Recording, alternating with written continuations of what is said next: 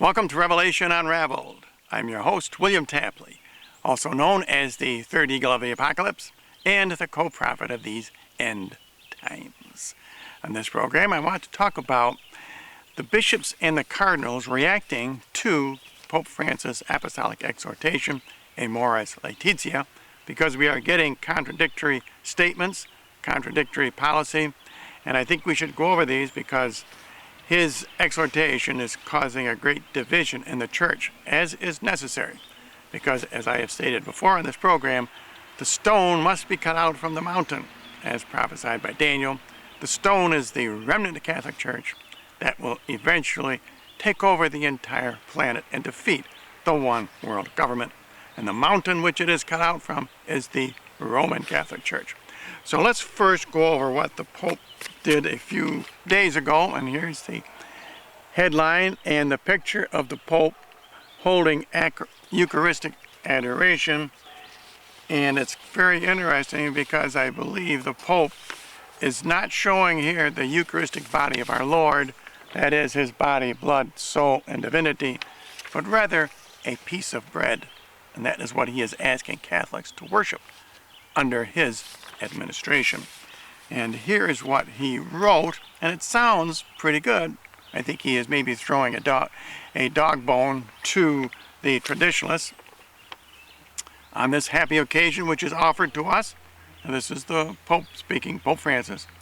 I encourage all the faithful to always honor the most blessed Eucharist, the Pope said in the message, which was addressed to the president of the Italian Bishops' Conference, Cardinal Agnello Bagnasco.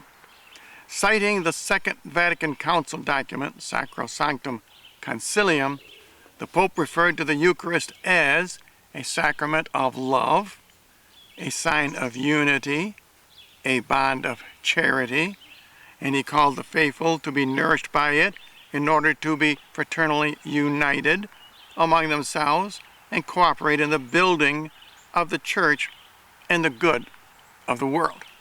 Now, did you notice anything missing from that? He never once referred to the Eucharist as the true body, blood, soul, and divinity of our Lord Jesus Christ. He could have been talking about a pancake breakfast. That also brings unity among the church members. That also brings fraternity. It brings charity, a bond of charity, a building of the church and the good of the world, which is what he says the Eucharist is all about. The Eucharist is all about eating the body and the blood of our Lord, which Jesus said, if you do not do, you do not have any life within you. And now I want to go over some responses to this, and this was on LifeSite News. Maybe you can see the headline, and this is Bishop Tobin, and he gives the response which tells us we have a huge problem in the church because Pope Francis' apostolic exhortation is full of ambiguity. Amoris Laetitia's intentional ambiguity means people will do whatever they want. I think Bishop Tobin, now this is Bishop Thomas J. Tobin from Rhode Island, I think he is right on. In a Facebook post, the Providence, Rhode Island bishop wrote that the document allows for a wide range of interpretations, and that is why so many prelates and commentators have different takes on it. Now, this is what he wrote on his Facebook page. Upon reflection, it's become pretty clear that Pope Francis' document on marriage and the family, Amoris Laetitia, is marked by ambiguity, and that's intentional on the Holy Father's part, I think. That explains why, in just the last couple of days, we've had a very different interpretations of the document from two prominent leaders of the church, Archbishop Charles Chaput of Philadelphia and Cardinal Christoph Schönborn of Vienna, and from many other commentators as well. While I would like to remind all the bishops and cardinals of the Catholic Church, and Pope Francis, if he's listening, God is not the author of confusion. Satan is the author of confusion, and Satan is the inspiration behind this document. And now there is the opposite interpretation. Well, wait a minute. First, I want to go over Chaput's diocesan guidelines for the implementation of Amoris Laetitia. He instructed pastors to uphold the Church's long-lasting practice of not admitting to Holy Communion the divorced and civilly remarried, those who are sexually active with their second partner. Chaput also wrote that the divorced and civilly remarried and those in active and open same-sex relationships should not hold positions of parish responsibility or participate in liturgical ministries because of the potential for scandal. As with all magisterial documents, Amoris Laetitia is best understood when read within the tradition of the Church's teaching and life, and that tradition goes back to our Lord himself, who said, anyone who puts away his wife and marries another commits adultery, and to what St. Paul said, anyone who eats and drinks the body and the blood of our Lord unworthily is guilty of the body and the blood of our Lord. And now here is an opposite interpretation, as I said, and this is from Cardinal Schönborn. In an interview with La Civiltà Cattolica, Schönborn said that there has been an evolution in the Church's view of those in situations it labels objectively sinful.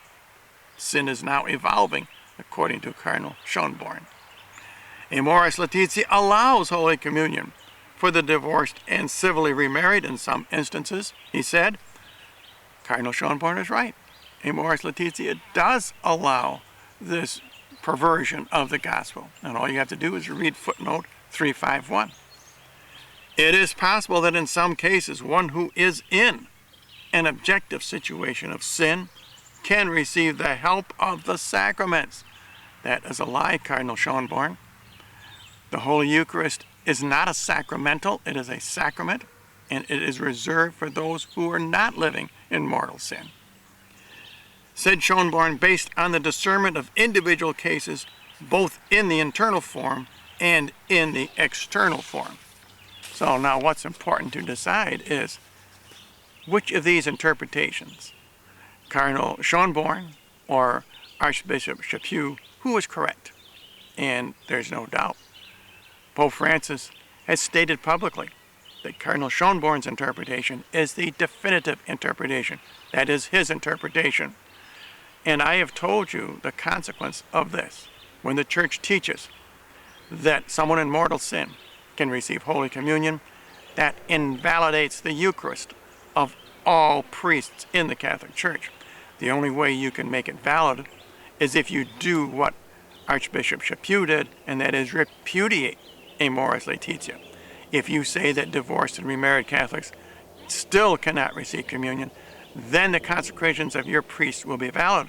This is not true in the Archdiocese of Chicago, where Cardinal Cupich has said that anyone and everyone may receive communion.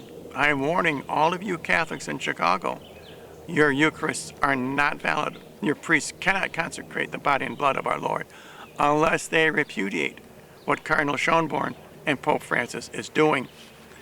And I hope and pray that all bishops come out and make a stand one way or the other so that the faithful will know, are their Eucharists consecrated, are they true or not?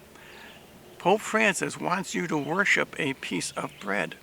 He does not want you to worship our Lord. That's because he is the false prophet. And one of my subscribers wrote to her bishop, and now this is a namby-pamby type of response. This is totally uncommitted. This is not acceptable. And I won't give you his name because I don't have his permission. You wrote to me about the Holy Father's post-synodal apostolic exhortation entitled Amoris Laetitia.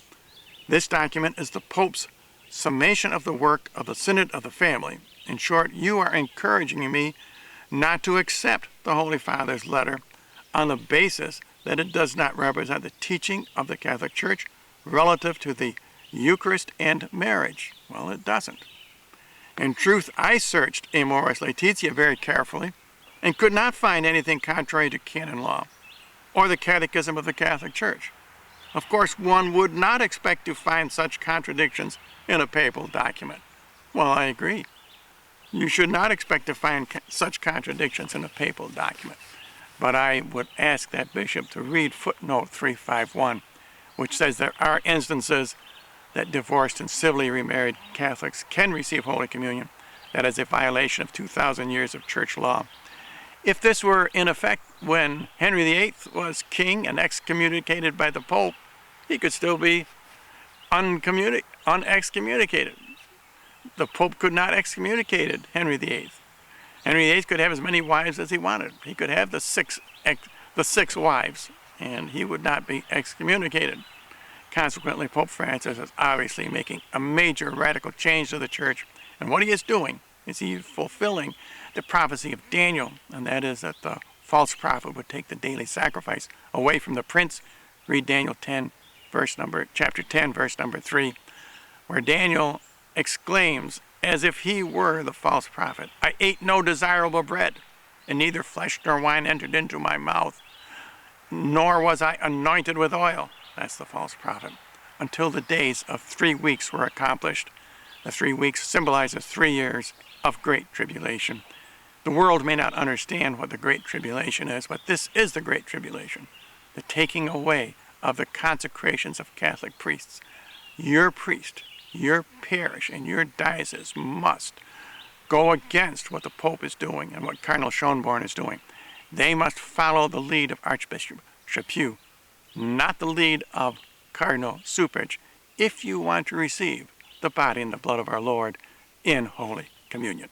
And if you would like more information about my ministry, here on YouTube, visit my thirdeaglemedia.com website.